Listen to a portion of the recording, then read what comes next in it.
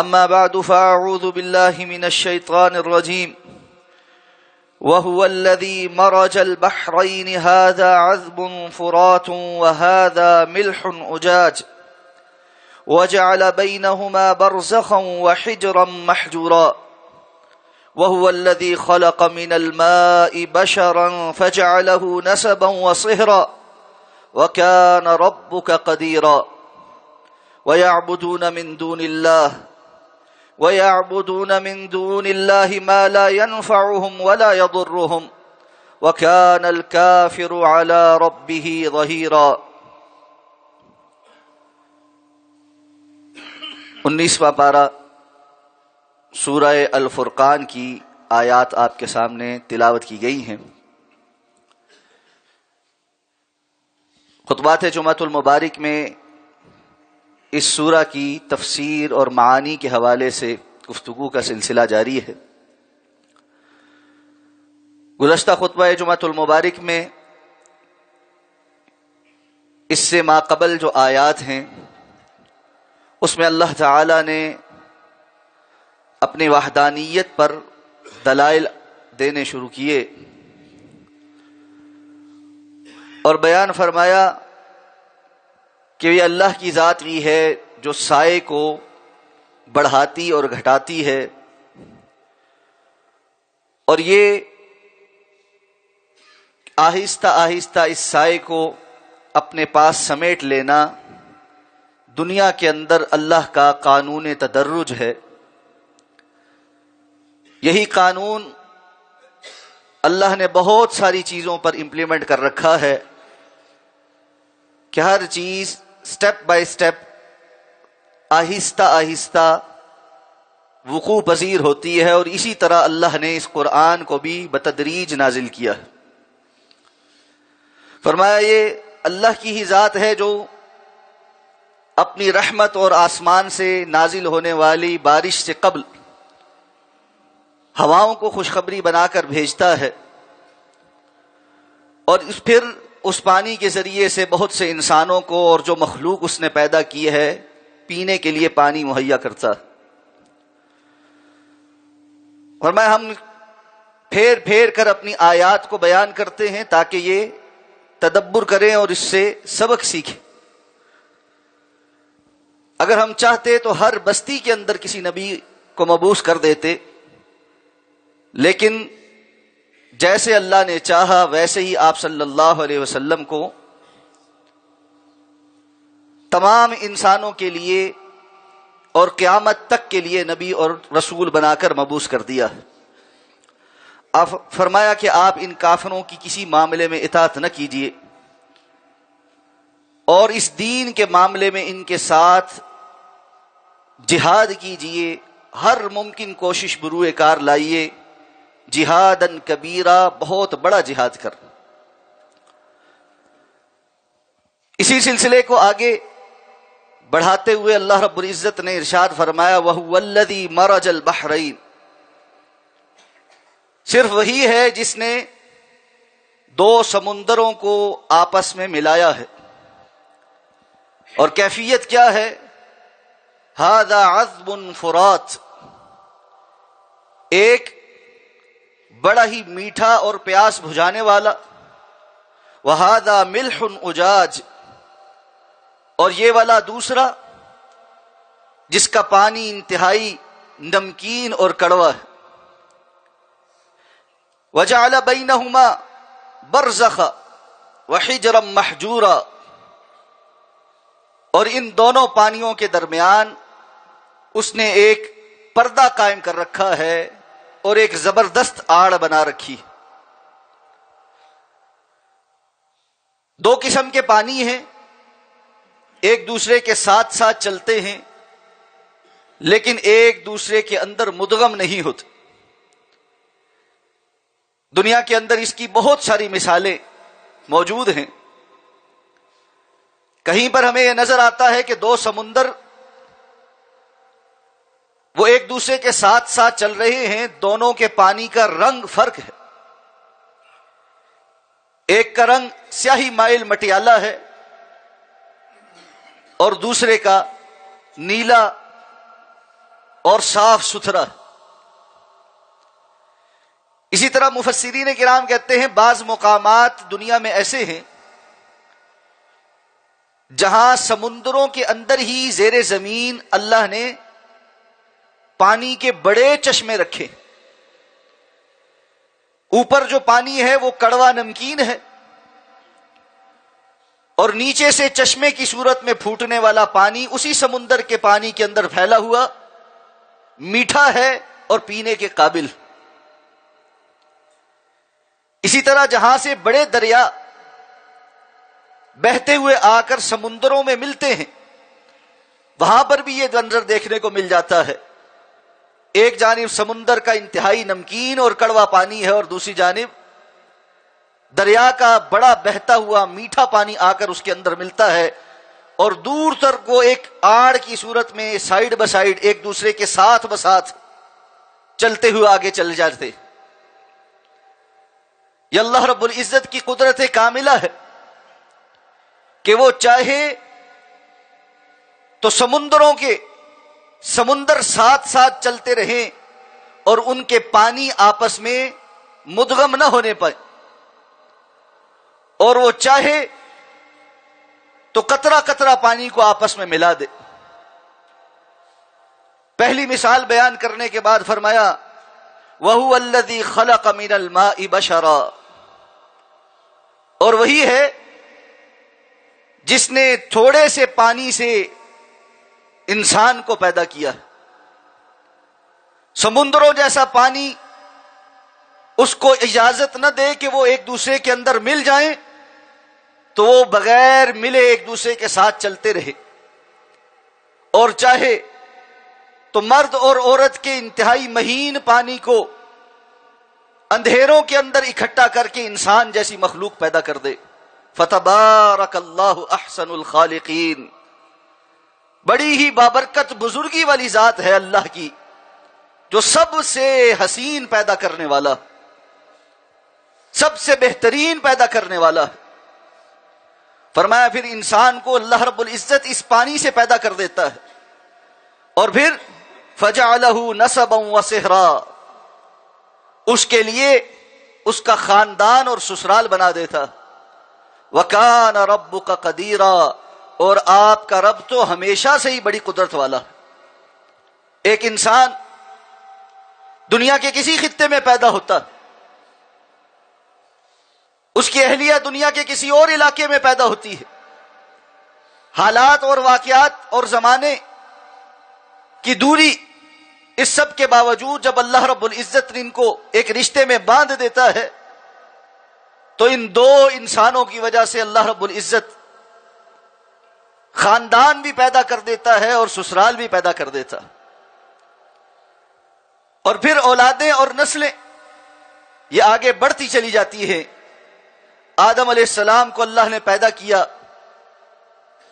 پھر ان سے ان کی زوجہ محترمہ حضرت حوا کو پیدا کیا. وَبَثَّ مِنْهُمَا رِجَالًا كَثِيرًا وَنِسَاءً، اور فرمایا پھر ہم نے ان دونوں سے زمین کے اندر بہت سے مردوں اور عورتوں کو پیدا کر کے پھیلا دیا. تو یہ اللہ رب العزت کی قدرت ہے. پانی کا ایک بوند اور اس کے اندر بھی انسان کا ایک انتہائی معمولی کروموسوم، اس سے رب کائنات ایسے انسان کو جو اس دنیا کی مخلوقات میں اشرف المخلوقات، فی ظلمات ثلاث، اللہ فرماتے 3 قسم کے اندھیروں کے اندر اللہ اس کی ابتدا کرتا. انسانیت دنگ ہے. قرآن مجید میں رب کائنات نے انسان کی شکم مادر کے اندر کے مراحل کو رسول اللہ صلی اللہ علیہ وسلم کو صحیح سیکوینس کے ساتھ اس دور میں کہ جب اس دنیا کے اندر کسی کے پاس اس بات کا تصور نہیں تھا کہ شکم مادر کے اندر جھانکا جا سکتا، وہ معلومات عطا فرمائی جو آج جدید ترین الٹرا ساؤنڈ مشینز ہمیں معلومات فراہم کرتی ہیں. شاید کہ وہ بھی اتنی درست نہ ہو جتنی رب کائنات نے بتلائی. اس لیے فرمایا وَكَانَ رَبُّكَ قَدِيرًا، آپ کا رب بہت ہی قدرت والا، ہمیشہ سے ہی قدرت والا۔ لیکن انسانوں کا معاملہ کیا ہے؟ جب اللہ ان کو اس ماء مہین سے پیدا کر کے عقل و شعور کی منزلوں پر پہنچاتا ہے، وہ اللہ کے ناشکرے ہو جاتے، وَيَعْبُدُونَ مِن دُونِ اللَّهِ، اور وہ اللہ کی عبادت کرتے ہیں، وہ اوروں کی عبادت کرتے ہیں اللہ کو چھوڑ کر، مَا لَا يَنفَعُهُمْ وَلَا يَضُرُّهُمْ، جو نہ ان کو کوئی فائدہ پہنچا سکتے ہیں اور نہ ہی کوئی نقصان پہنچا سکتے۔ انسان اس قدر بے عقل ہو جاتا ہے کہ وہ سوچتا ہی نہیں کہ اللہ کو چھوڑ کر وہ جن کے سامنے جھک رہا ہے، جن کی نظر نیاز دے رہا ہے، جن کو سجدے کر رہا ہے، جن کی چوکھٹیں چوم رہا ہے، وہ اس کائنات کے اندر کسی نفع نقصان کے مالک نہیں۔ انسان کسی کی طرف رغبت یا اس کی اطاعت اور فرما برداری دو ہی وجوہات کی بنا پہ کرتا ہے، یا اس کو لگتا ہے مجھے فلاں سے کوئی فائدہ پہنچے گا، یا اس کو ڈر اور خوف ہوتا ہے کہ فلاں مجھے کوئی نقصان پہنچائے۔ اللہ رب العزت نے یہ بات صراحتاً بتلا دی ہے کہ نفع اور نقصان کی مالک ذات صرف اللہ کی، اللہ کے سوا کوئی اور ذات نفع اور نقصان کی مالک نہیں۔ ہر نماز کے بعد ہمیں یہ دعا سکھلائی گئی ہے، اللہم لا مانع لما اعطیت ولا معطی لما منعت ولا ينفع ذا الجد منک الجد، اللہم لا مانع لما اعطیت، یا اللہ جو چیز آپ عطا کرنے لگے اس کو کوئی روکنے والا نہیں، کوئی بندش کرنے والا نہیں، کوئی رکاوٹ کھڑی کرنے والا نہیں، ولا معطی لما منعت، اور جس چیز سے آپ روک دیں، آپ جس چیز کو منع کر دیں اس کو کوئی لا کر دینے والا نہیں۔ یہ یقین کامل اپنے اندر بٹھا لینا حقیقت میں توحید کا ثمرہ ہے۔ جو لا الہ الا اللہ کا اقرار کرتا ہو، اللہ کی توحید کا اقراری ہو، اور ساتھ میں اللہ کے سوا کسی اور سے ہونے کا یقین بھی رکھتا ہو، اس کی توحید کچی ہے۔ ہاں، اللہ رب العزت نے اس دنیا کے اندر کچھ چیزیں اسباب کے ساتھ جوڑی، وہ جائز اسباب ہمیں اختیار کرنے کا حکم دیا ہے، لیکن ان اسباب کے اندر تاثیر رب کی طرف سے، وہ چاہے تو وہ اسباب کام کریں گے، وہ نہ چاہے تو وہ اسباب بھی کام نہیں کریں گے۔ وہ چاہے تو انسان کو رزلٹ ملے گا، وہ نہ چاہے تو رزلٹ نہیں ملے۔ بسا اوقات انسان بڑی پلاننگ کر کے، بڑی محنت کے ساتھ سب کچھ ہر کام درست سمت میں کرتا ہے، نتیجہ اس کی مرضی کا نہیں نکلتا، اور بسا اوقات اس نے کسی جانب کوئی توجہ نہیں کی ہوتی، وہاں سے وہ خیر مل جاتی ہے اس کے وہم و گمان میں بھی نہیں ہوتی۔ انسان ازدواجی زندگی شروع کرتا ہے، اس کا خیال ہوتا ہے کہ اللہ اس کو اولاد عطا فرمائے گا، فرمایا یہ ایک سبب ہے، لیکن اس کا نتیجہ وہ رب کائنات کے اختیار میں ہے۔ یہب لمن یشاء اناثا ویہب لمن یشاء الذکور او یزوجہم ذکرانا واناثا ویجعل من یشاء عقیما، جس کو چاہتا ہے بیٹیاں دیتا ہے، جس کو چاہتا ہے بیٹے دیتا ہے، جسے چاہتا ہے بیٹے اور بیٹیاں دونوں دیتا ہے، اور جسے چاہے بانجھ کر دیتا ہے، بے اولاد کر دیتا ہے۔ جب اس کے فیصلے ہوتے ہیں بات تبھی بنتی ہے۔ ابراہیم علیہ السلام کو بڑھاپے کی اس کیفیت میں جہاں اسباب ختم ہو جائیں، اولاد دینے والی ذات صرف اللہ کی ہے۔ زکریا علیہ السلام کو بڑھاپے میں جہاں اسباب ختم ہو چکے، یحییٰ دینے والی ذات اللہ کی ہے۔ مریم علیہ السلام کے کمرے میں بغیر اسباب کے رزق پہنچانے والی ذات اللہ کی ہے. ابراہیم علیہ السلام کو آگ میں پھینک دیا جائے، اسباب کو بے تاثیر کر دینے والی ذات، آگ کو گلزار بنانے والی ذات اللہ کی ہے. اور یہ تو انبیاء کی بات ہے. سورہ بروج میں اصحاب الاخدود کے واقعے میں جو نوجوان لڑکا ہے، نبی نہیں ہے، صحابی نہیں ہے، نو مسلم ہے، آتش پرستوں کے گھر سے مسلمان ہونے والا، ساری بادشاہت اور حکومتی مشینری اس کے خلاف کھڑی ہے. کبھی اس کو قتل کرنے کی کوشش کر رہے ہیں، کبھی سمندر میں پھینک کر ڈبونے کی کوشش کر رہے ہیں، کبھی اونچائی سے پہاڑ کی چوٹی سے نیچے پھینک کر ہلاک کرنے کی کوشش کر رہے ہیں. ہر دفعہ ناکامی اور نامرادی سمیٹنے والوں کو وہ کہتا ہے تم میرا کچھ نہیں بگاڑ سکتے. اگر مجھے قتل ہی کرنا ہے تب بھی طریقہ میں ہی بتاتا ہوں.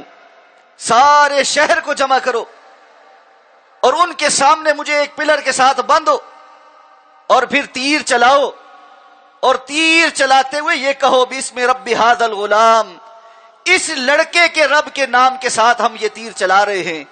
تب وہ تیر مجھے لگے گا اور اللہ نے چاہا تو میں مر جاؤں گا. وہ بچہ شہید ہوتا ہے، شہر کے شہر کو اللہ ہدایت دے دیتا ہے. لوگ اس کی اس بات کو دیکھ کر مسلمان ہوتے ہیں. بادشاہ اعلان کرتا ہے کہ بڑی بڑی خندقیں کھدواؤ اور ان کو زندہ اس کے اندر جلا دو. وہ جلنا قبول کر لیتے ہیں، اللہ کے ساتھ دوبارہ کسی کو شریک بنانا قبول نہیں کرتے، کہ سمجھ آ گئی کہ نفع اور نقصان کی مالک ذات صرف اللہ کی. لا الہ الا اللہ پڑھ کر، محمد الرسول اللہ کا اقرار کر کے، زندگی بھر نمازیں پڑھ کے، روزے رکھ کے، حج اور عمرہ کر کے، دنیاوی کسی تکلیف پر صبر کرنے کے بجائے یہ سوچنا شروع کر دینا کہ فلاں بندے نے مجھ پر بندش کرا دی ہے، فلاں نے مجھ پر کوئی ٹونا کروایا ہے جس کی وجہ سے میرا رزق تنگ ہو گیا ہے، فلاں خاندان والا کسی کے پاس گیا ہے اور کوئی جادوگر اور کوئی بندہ ایسا بیٹھا ہے جو اولاد کے رشتے باندھ رہا ہے. یہ ساری کی ساری باتیں توحید کے منافی ہیں.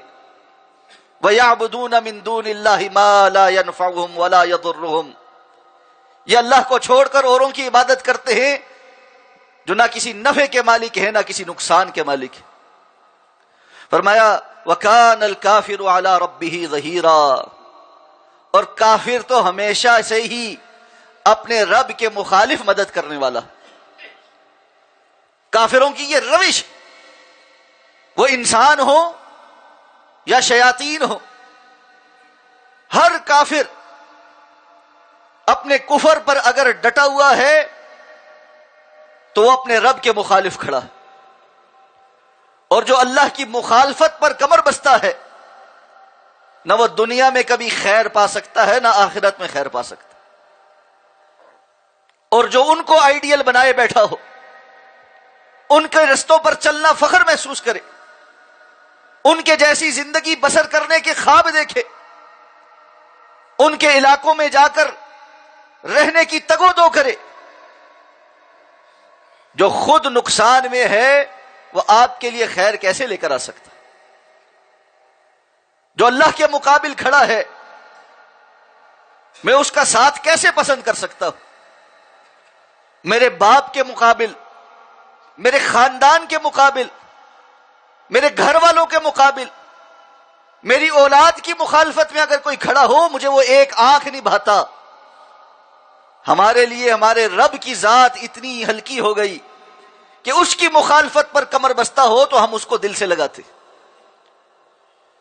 یہ ایمان کی کمزوری کی علامات ہیں کہ بندہ اپنے ایمان کی قدر و منزلت نہ پہچانے، اپنے رب کی شان اور عظمت کو دل کے اندر نہ محسوس کرے. الحب للہ والبغض للہ، اس کی محبتوں کا معیار اور اس کے بغض کا معیار اللہ کی ذات نہ بن جائے. اس لیے کافر تو اپنے رب کے مقابل اس کے مخالفت میں ڈٹا ہوا ہے، وَكَانَ الْكَافِرُ عَلَى رَبِّهِ ظَهِيرًا، کانا یہ استمرار کا صیغہ ہے، آج نہیں، ابھی یہ کل کی بات نہیں، ایک آدھ دن کی بات نہیں، ایک آدھ مرتبہ کی بات نہیں، ہر دور کا کافر، ہر وقت ہر لمحہ، اور آنے والے دور کا کافر ہر وقت اور ہر لمحہ اپنے رب کی مخالفت پر ہی کھڑا ہوا۔ اس لیے انسان کو ڈرنا چاہیے کہ وہ کن کو اپنا آئیڈیل بنائے ہوئے، کن کے ساتھ اٹھنا بیٹھنا اور معاملات کرنا چاہتا ہے، کن کے جیسی بود و باش اختیار کرنا چاہتا ہے، کن کے جیسا ظاہر اور باطن بنانا چاہتا ہے۔ اور یہ بات بھی میں عرض کر دوں، جب کبھی ہم یہ بات کرتے ہیں تو بعض ہمارے بہن اور بھائی یہ کہنا شروع ہو جاتے ہیں مسلمانوں کی حالت تو آپ دیکھیں، ان کی اخلاقی کمزوریاں گنواتے ہیں، ان کی کردار کی کمزوریاں شمار کرنا شروع کر دیتے ہیں۔ اس میں کوئی شک نہیں کہ مسلمانوں کے اندر بڑی کمزوری آ گئی، اس میں کوئی شک نہیں کہ ہمارا اخلاق اور کردار جیسا ہونا چاہیے تھا ویسا نہیں ہے، لیکن چند باتیں ہمارے ملحوظ خاطر رہنی چاہیے۔ ایک تو یہ کہ تمام تر کمی اور کوتاہی کے باوجود ایک بندہ مومن اپنے رب کا باغی نہیں ہوتا، وہ اس کی مخالفت میں نہیں کھڑا ہوتا، وہ جہالت کی وجہ سے، کمزوری کی وجہ سے، ایمانی کمزوری کی وجہ سے، کسی اور وسوسے کی وجہ سے ممکن ہے کہ کافروں کی طرف مائل ہو گیا ہو، لیکن اپنی تمام تر کمزوری کے باوجود وہ اللہ کا باغی نہیں ہوتا۔ اگر وہ اپنی سوچ میں بھی اللہ کا باغی ہو گیا ہے تو یہ پکا ٹھکا منافق ہے، اس کا ایمان سے کوئی تعلق نہیں۔ تو منافقوں کی بات ہم نہیں کر رہے، منافقوں کی بات ہم نہیں کر رہے، اہل ایمان کی بات کر رہے۔ اور دوسری بات یہ، اگر دنیا کے اندر اچھے مسلمانوں کی اور مومنوں کی مثالیں کم ہو گئی ہیں، اسلام کا بہتر چہرہ پیش کرنے والے تھوڑے رہ گئے ہیں، مسلمان امت کی ریپریزنٹیشن سیاہ ہوتی چلی جا رہی ہے، اس کو درست کرنے کی ذمہ داری کس کی ہے؟ اس امت کا چہرہ میں اور آپ ہے، اس امت کا ریپریزنٹیٹو میں اور آپ ہیں، اس کے سفیر ہم ہیں۔ اگر کوئی اور نہیں ملتا تو کم از کم یہ کوشش تو کی جا سکتی ہے کہ میں اپنی زندگی کے اندر، میں اپنے معاملات کے اندر، اپنے اخلاق اور کردار کے اندر وہ شخصیت بن سکوں کہ جس کو دیکھ کر، جس کے ساتھ معاملہ کر کے، جس کے ساتھ اٹھ بیٹھ کر، جس کے ساتھ رشتہ داری قائم کر کے اہل ایمان کو سکھ ملے اور وہ یہ کہنے والے ہوں کہ بندہ مومن ہو تو ایسا ہونا چاہیے، میں تو اسلام کا اچھا سفیر بن سکتا ہوں۔ اور میرے ایک کے بننے سے کیا ہوگا؟ میری ایک کی آخرت سنورے گی۔ ہم اللہ کے حضور اپنا آپ پیش کرنے والے ہیں، اللہ نے مجھ سے میری زندگی کا حساب لینا ہے، آپ سے آپ کی زندگی کا حساب لینا ہے۔ ہم اپنے طور پر جب خیر تقسیم کرنے والے ہو جائیں، اللہ کے دین پر استقامت اختیار کرنے والے ہو جائیں، اللہ کے دین کی خاطر محبت کرنے والے اور اللہ کے دین کی خاطر بغض رکھنے والے ہو جائیں، تو یقینی طور پر ہم اللہ کے ہاں کامیاب ہوں۔ کتنے ہی انبیاء ایسے ہیں، رسول اللہ صلی اللہ علیہ وسلم نے فرمایا قیامت کے دن آئیں گے، ان کے ساتھ ایک بھی امتی نہیں ہوگا، تلے تنہا اللہ کے حضور پیش ہوں گے لیکن کامیاب ہوں گے۔ تو کثرت کی طرف نہ دیکھیے، میں نے اور آپ نے اپنے رب کے حضور جو لے کر جانا ہے اس کی جانب دیکھیے۔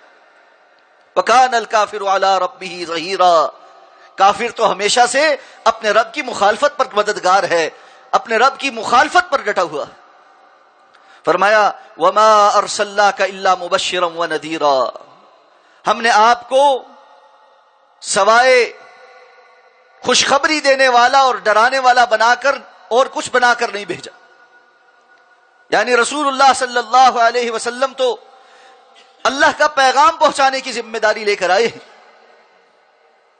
انبیاء کا کام اور انبیاء کے بعد آپ کی امت کا کام یہی ہے کہ وہ اللہ رب العزت کی طرف سے جو خوشخبریاں ہیں، اطاعت اور فرما برداری پر جو جزا ہے، جو جنتوں کے وعدے ہیں اور دنیا آخرت کی بھلائیاں ہیں، ان کی خبریں دوسروں تک پہنچا کر جائیں، اور اللہ رب العزت کی نافرمانی پر جو عذاب ہیں، جو وعیدیں ہیں، جو جہنم کی صورت میں اللہ رب العزت نے پکڑ بتلائی ہے، اس سے ڈرا کر جائیں۔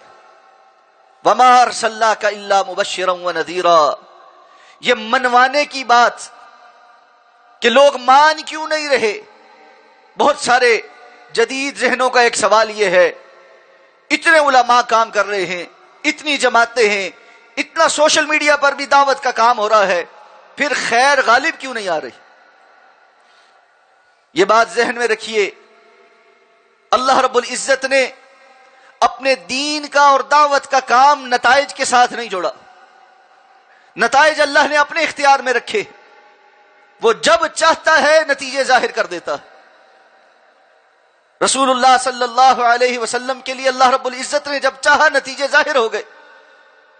صلح حدیبیہ کے موقع پر اللہ کے رسول صحابہ کے ساتھ تشریف لے گئے، مکہ المکرمہ میں نہیں داخل ہو سکے۔ جب اللہ نے چاہا تو اگلے سال داخل ہوئے، اور اس کے 2 ہی سال کے بعد اللہ رب العزت نے فاتح بنا کر آپ کو مکہ المکرمہ میں داخل کر دی۔ اس لیے نتیجے اللہ کی طرف سے جب اللہ چاہتے ہیں ظاہر ہوتے۔ امتحان ہے، آزمائش ہے، صبر کے کچھ تقاضے ہیں، حالات اور واقعات میں اللہ رب العزت کی تدرج کی سنت جاری اور ساری ہے، وہ جب چاہے گا نتیجے نکالے گا۔ میرا اور آپ کا کام یہ ہے، جس وقت اللہ نے ہمیں اس دنیا کے اندر جس ماحول اور جن حالات کے اندر پیدا کیا ہے، اس کے تقاضے ہم پورے کریں۔ ایمان کی محنت کرنا اور ایمان کی بات کرنا، وَتَوَاصَوْا بِالْحَقِّ وَتَوَاصَوْا بِالصَّبْرِ، ایمان اور عمل صالح کے بعد ایک دوسرے کو حق بات کی تلقین کرنا اور صبر کی تلقین کرنا کامیابی کا یہی ذریعہ۔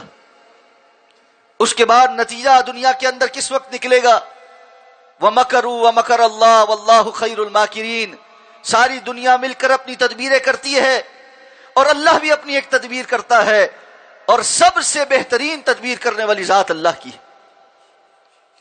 اس لیے یہ شیطان کے وسوسے ہیں کہ کوئی فرق نہیں پڑ رہا، ان کاموں کا کوئی فائدہ نہیں، اور گویا کہ وہ لوگ یہ کہنا چاہتے ہیں، اس کا معنی یہ ہے اس دعوت کا ہی کوئی اصل نہیں۔ اگر یہ بے اثر ہے تو اس کا کوئی اصل ہی نہیں۔ یہ اثر والی بھی ہے، اس کا اصل بھی کتاب و سنت میں ہے، جو اللہ نے نازل کیا ہے۔ انسانوں نے جو کچھ گھڑا ہے اصل میں وہ بے اصل۔ اس لیے بالکل اپنے آپ کو کسی اور طرف متوجہ نہ کیجیے، علی وجہ البصیرہ یہ زندگی گزاریے کہ دنیا ساری ایک جانب ہو جائے۔ اللہ اور اللہ کے رسول نے جو کچھ بتلایا ہے وہی حق۔ ان ابراہیم کان امۃ قانتا للہ حنیفا، ابراہیم تنہا اس معاشرے میں ایک ہی بندہ تھا، لیکن اللہ نے فرمایا کان امۃ، یہ ایک تنہا بندہ پوری امت کے مقابل تھا، ایک امت کا کام کر گیا۔ اللہ سے ڈرنے والے، حنیفا، یکسو تھے، اللہ کی طرف متوجہ ہو کر کسی اور کی طرف دیکھنے والے نہیں تھے۔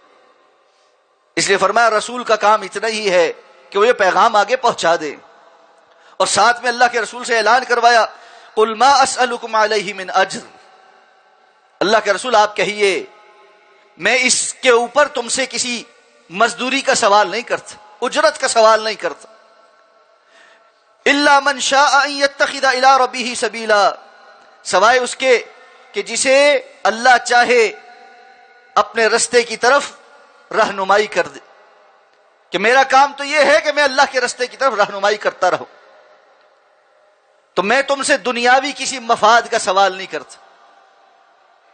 انبیاء کا یہ جملہ قرآن مجید نے بہت ساری جگہوں پر دہرایا۔ اس سے یہ بات پتہ لگنا نہیں چاہیے کہ داعی کا کام یہ ہے کہ اس کا دعوتی کام دنیاوی مفادات سے بالا تر، اور اس کی دعوت اللہ اور اللہ کے رسول صلی اللہ علیہ وسلم کے بتلائے ہوئے طریقے پر ہو، اور اس کے عوض وہ لوگوں سے کسی چیز کا طلبگار نہ ہو۔ تو انبیاء یہ بات وضاحت سے فرماتے تھے کہ میں تم سے کسی اجرت کا طلبگار نہیں ہوں۔ رسول اللہ صلی اللہ علیہ وسلم کو تو بڑی پیشکشیں آئیں، آپ چاہیں تو ہم آپ کو اپنا سردار بناتے، جتنا مال کے چاہتے ہیں وہ سارا دینے کو تیار ہے۔ عرب کی کسی بھی خاندان کی حسب نسب والی خاتون سے نکاح کرنا چاہیں ہم وہ کروانے کو تیار ہیں۔ غرض دنیا کے جتنے انسینٹیوز ہو سکتے تھے وہ آپ کے سامنے پیش کیے گئے۔ آپ نے فرمایا ایک ہاتھ پر سورج اور دوسرے ہاتھ پر چاند بھی لا کر رکھ دو۔ یہ تو دنیاوی باتیں کرتے ہو، سورج چاند لانا تمہارے بس میں نہیں، وہ بھی لے آؤ، اور مجھے یہ کہو کہ تمہیں سورج چاند کا مالک بناتے ہیں، تم اس دعوت سے پیچھے ہٹ جاؤ، تو میں اس دعوت سے پیچھے ہٹنے والا نہیں۔ یہ استقامت امت کے اندر چاہیے، یہ استقامت چاہیے۔ یہ تھوڑی سی دنیا کی چکا چوند اور دنیا کی آزمائش اور اس کا مال اور دولت اور اس کے انفراسٹرکچرز، اگر ہمیں یہ چکا چوند اپنے ایمانی بنیاد سے لڑکھڑانے کے لیے کافی ہے تو یاد رکھیے ہمارے اندر ابھی ایمان راسخ نہیں، پھر سیکھا نہیں، پھر سمجھا نہیں، پھر رب کی ذات پر جو یقین ہونا چاہیے اور اس دنیا کے اندر ہمارے آنے کا جو مقصد ہے اور دنیا کی جو حقیقت ہے، اور خاص کر اللہ رب العزت کے ہاں اس دنیا کا جو مقام اور مرتبہ ہے، شاید ہمیں اس کا اندازہ نہیں۔ اللہ کے ہاں تو اس کا مقام اور مرتبہ اللہ کے رسول نے فرمایا مچھر کے پر کے برابر بھی نہیں۔ اس لیے اللہ رب العزت کی طرف یکسو ہونے کی ضرورت ہے، اللہ رب العزت کی طرف متوجہ ہونے کی ضرورت ہے، نظام زندگی وہ اپنانے کی ضرورت ہے جو اللہ نے ہمارے لیے وضع کیا۔ اگلی آیات میں مزید اس بارے حکم دیا کہ وَتَوَكَّلْ عَلَى الْحَيِّ الَّذِي لَا يَمُوتُ۔ اس کا تقاضا یہ ہے اس ذات پر بھروسہ کرو جو ہمیشہ سے زندہ ہے اور جس کو کبھی موت نہیں آنی۔ اس آیہ مبارکہ سے متعلقہ جو احکام و مسائل ہیں اور گزشتہ آیت سے اس کا جو تعلق ہے اس کو انشاءاللہ اگلے خطبہ جمعۃ المبارک میں بیان کروں گا۔ اللہ رب العزت سے اس دعا کے ساتھ اللہ ہمیں سمجھ کر عمل کرنے کی توفیق عطا فرمائے۔ اقول قولی ھذا واستغفر اللہ لی ولکم ولسائر المسلمین برحمتک یا ارحم الراحمین۔